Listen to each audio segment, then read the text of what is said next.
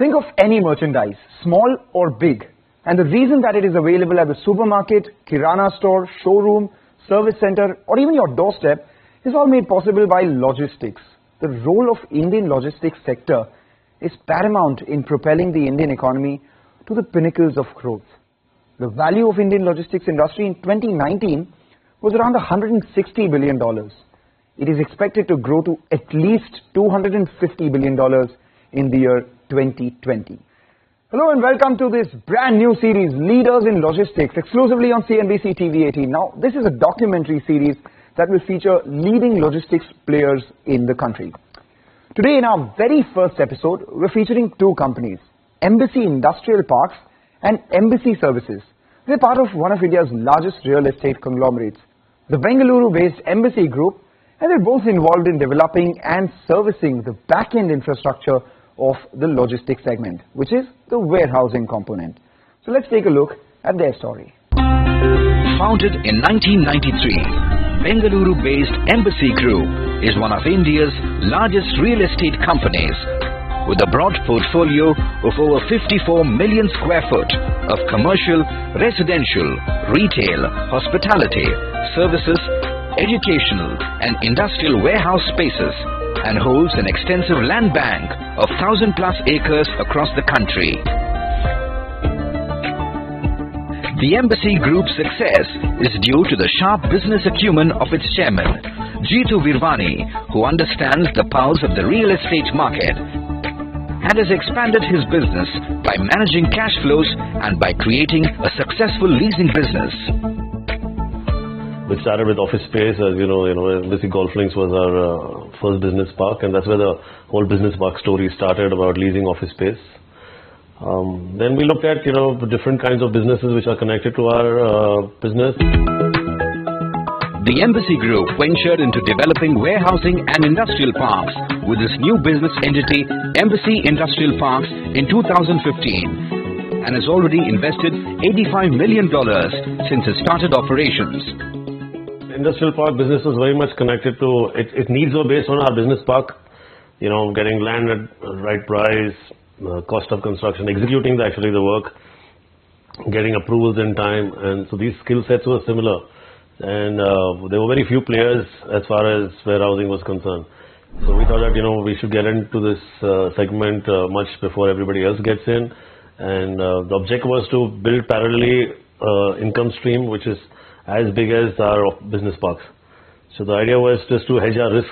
If the business park story went down, the warehousing would be there, and that was the whole idea. And we partnered with Warburg to build this platform.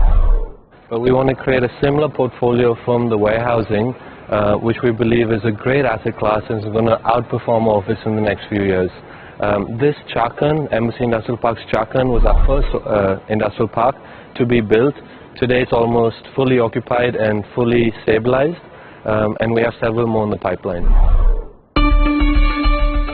Embassy Industrial Parks has already developed an operational industrial and warehousing park in Chakan, Binaspur and Farooq Nagar, and their upcoming parks are located in Hosur, Hyderabad and Sri Perumbudur. So we have a massive pipeline up in the north in the NCR, in and around Pune, and in south. I think the south's going to be a big part of the portfolio going forward. Now we're also in Bangalore.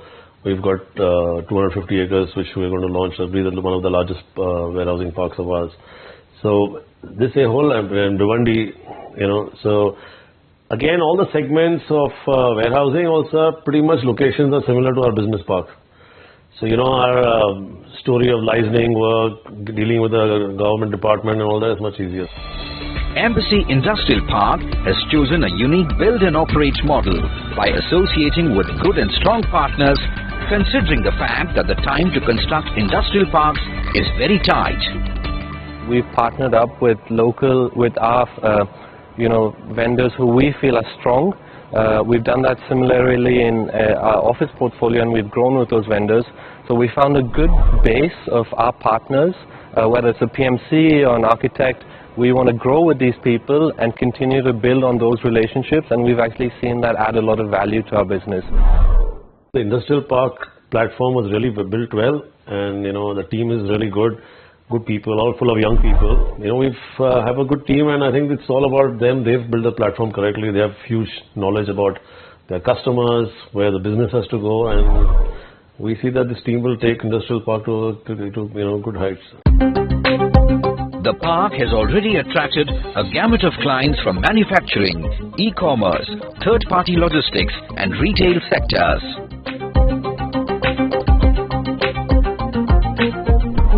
We are a company which wants to offer supply chain services across the spectrum with the best quality infrastructure, with the world's best talent, with the world's best automation and technology, integrated across pan-India, and hence we are getting built 50 million square feet of logistic parks, connected with 50,000 trucks across 21 consumption centers in the country. To build such large infrastructure, we need a large number of partners, and this is where Embassy Industrial and Logistic Parks as a company happen to be a great partner. We collaborated with Embassy Industrial Park at Chakan area to set up a new state-of-the-art facility, an industry for catering to commercial vehicles as well as light vehicle customers like Cummins, Fiat and Mahindra and Mahindra, including Tata Motors, which is already existing business. We wanted to grow further. We are seeing some expansion possibility in your phase 2. So that is the basic reason we just wanted to go for the Embassy Park. Embassy Industrial Parks, like their parent company, believes in delivering value and providing excellent service to their clients, which truly sets them apart from the rest of the pack. Let me name two unique features. One, we have Embassy Services that maintains our parks. If you look around this park, it's incredibly well maintained. A lot of businesses tender that out to outsource company who don't give it as good of a focus as we do.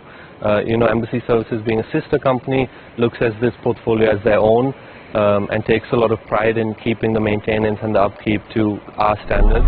The second thing would be the post-sales customer relationships that we provide. We're constantly engaging with our tenants, finding out if they're happy in our parks, what we can do to improve their parks, any snags that we can fix.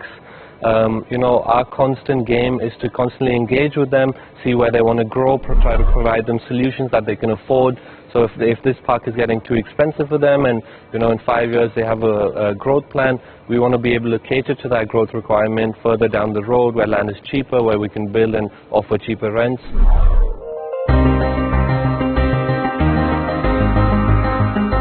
Embassy is committed to bringing grade A quality, industrial, light manufacturing and warehousing spaces in close proximity to leading consumer and industrial centers across India.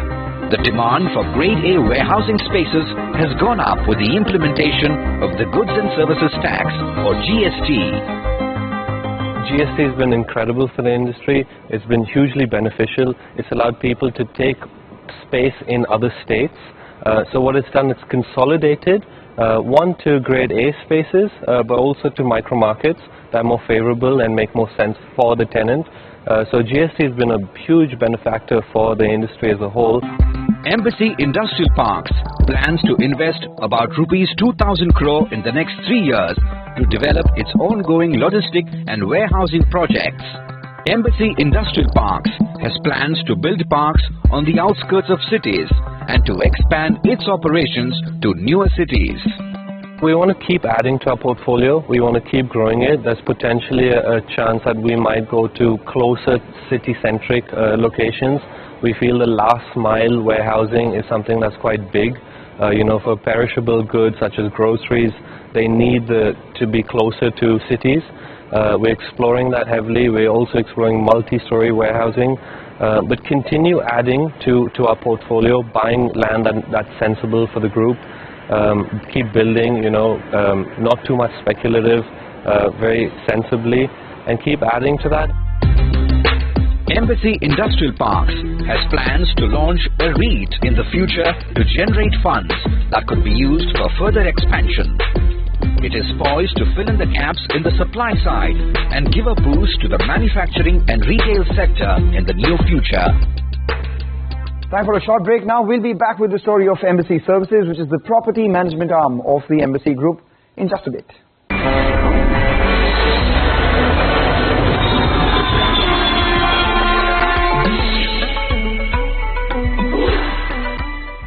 Welcome back. You're watching Leaders in Logistics exclusively on CNBC-TV18. And in this segment, we focus on Embassy Services. This is the property management arm of the Embassy Group. It provides integrated facility management and property management, not just to the Embassy Group, but also to open market clients. Let's take a look at their business story. Started in 1993, Embassy Services, popularly known as ESPL, came into being as an in-house facility management unit for the Embassy Group, managing the group's business parks across the country. Embassy Services, a few years back, Richard Ellis, when they first came into India, I remember there was a guy called Christopher Steele, and he actually helped us put systems and start this. And it started with my younger brother and me thinking that, we'll make some nice pocket money on the side by maintaining the buildings. And that's how it started. At that time, it was more residential than commercial. But once the commercial came into play, the whole dynamics changed, and the business grew. And for a long time, strangely, we couldn't find anybody to run the company well. Pradeep is a childhood friend of mine, and Pradeep Lala is the CEO of Embassy Services. I offered Pradeep this role, and he accepted it and said he would do it on a trial basis because he lived in Bombay, he didn't want to live in Bangalore. And I think that he's made a big success out of it, and he's done exactly what we needed, brought proper management into it, and grown the business. Once we got into the services of Manyata and the other tech parks which followed, which the Embassy Group went into, that literally brought on our journey of growth, evolution, and even learning of how to cater to these international customers.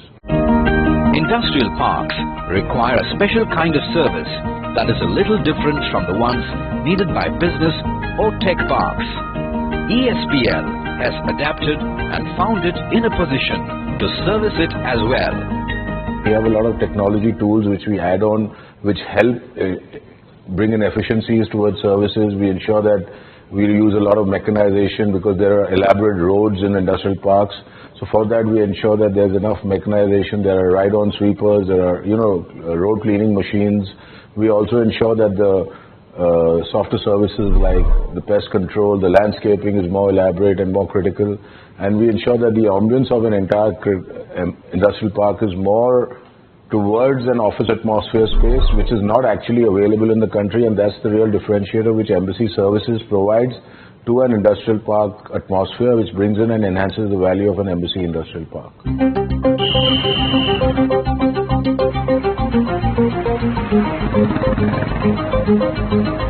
Skilled manpower is a prerequisite for facility management services, and ESPL has managed to achieve this by sourcing manpower from cities or regions it operates in. We are operating in 14 cities in the country today. We pick up the manpower locally from those cities. Fortunately for us, we have our own manpower company, TCFM, and that's under our own umbrella of ESPL, which is Embassy Services. So all our growth of manpower is under that company, TCFM. And what really TCFM ensures is we choose the right manpower, do the critical checks of the people who are employed with us, the background verification. And once they are onboarded with us, we ensure that there is a regular ongoing training program. We have our own training centers. We use technology to train our people on smart mobile phones through various apps which are available today in the country. And we ensure that their skill levels are regularly enhanced and they are updated with all the regular practices. At the same time, we have certain training centers in Bangalore, and whenever required, we bring these people back home into Bangalore. They learn from here, and then they go back again into the various regions, and they go back and spread that knowledge across the entire mass of the manpower that we have. Technology also plays a huge role in helping monitor the efficiency of the staff in terms of rendering of services. The tools deployed help in continuous staff improvement and services. We've got a very elaborate tool called the help desk, which is our ticketing tool, which runs countrywide, and it's on a live platform across all our buildings that we operate and all the campuses that we operate. Beyond that, we've got a beacon management system wherein we ensure that what kind of manpower is timed, and there's a time and motion study, and how these janitors that go into visiting rooms, how they clean them, and that's totally monitored across these beacons. So it helps people understand how much time is needed in a space, and if there is a mismatch in how we've allocated the manpower or the time allocated, we correct that over a period of time regularly. We improve ourselves. We've got visitor management tools. We've got client satisfaction tools. We've got regular programs going on. We also got an IoT-based system where we connect sensors to all our assets, and those assets continue filling in readings into those sensors, and those are loaded onto a cloud. And from the analytics which we utilize on a regular basis, we analyze on a regular basis, we ultimately are going into a mode of predictive maintenance rather than preventive maintenance. And that's what our goal is actually. Facility management is becoming a core value-driven service with the ability to impact overall business. And ESPL has recognized this and is now providing customized offerings that meet the demands of their varied clientele. We've got a real robust platform of certain technology tools which are customized and created by our own team at the back end to really cater to the needs of a client. And what we do is, when we enter a client's zone, once we take over the services, we go mining into the business and we understand how their needs are, what their needs are. So while we have the robust platform, once we are in with the client, we work along with the client to give them that customized service. Over the past few years, ESPL has started servicing customers outside the embassy group and has managed to create a robust client base with a total combined area of 70 million square feet under its managed services. I just wanted to give a feedback about the Embassy Takeaway services. They've been doing an excellent service and very proactive. And the management services really like their enthusiasm and also the support towards our requirement. WeWork has an obligation to ensure that our buildings are operating at an optimal fashion for our members each day, and so we really require a backbone of talented, skilled, both leadership and on-the-ground staff who can support our buildings each day. And we've been lucky to find that both in Pradeep Lala as a partner and in ESPL more broadly. Their facility management team services are very good, and they always support, and they are always available 24/7 for any help. ESPL also adheres to effective practices regarding innovative and sustainable solutions across all properties of Embassy Group and the facilities of its other clients. We have a lot of these campuses which we manage for our clients, which have the STPs, and we ensure there is maximum recycling of this water, which we use for landscaping or for flushing or even for chillers. That's one aspect of recycling. We do a lot of rainwater harvesting. We manage a 100 megawatt solar power plant for the Embassy Group, which is in Karnataka, and that caters power into the grid, which supplies to all the embassy-owned campuses.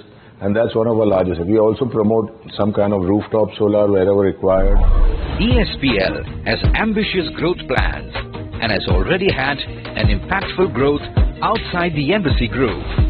A vision that I would have for embassy services, is to be across the country and even overseas. At the same time, grow in every vertical today of the real estate industry and in different geographies. So while we say embassy has its own growth platform through the Embassy Group, we'll continue to grow with them and we'll remain growing with them. Our main intent is also to have a larger landscape in the open market segment. In the next 5 years, we would have all these verticals, maturing and running at a fast pace. Hopefully the warehousing business will catch up to our business park in terms of, at least in terms of square footage and rental income. I think maybe square footage more, maybe rental income will be equal. And similarly, we want to build our residential platform. And because of the growth of all these platforms and the WeWork platform, where we would automatically have embassy services benefit from our growth in all these platforms. The Embassy Group has its sights set on the horizon for the next 5 years and is determined to grow at a fast pace, backed by a strong, dedicated team and a strong financial foundation. With its customer-centric approach, it will be a game changer in the integrated real estate space. Well, that was the story of the Embassy Group's foray into Indian logistics, warehousing and industrial park sector and the unique services that it offers to its clients. With that, we will be back with another exciting story of another exciting company that is revolutionizing the logistics industry next week. So stay tuned for that. Till then, it's goodbye from me and the team. Till next time.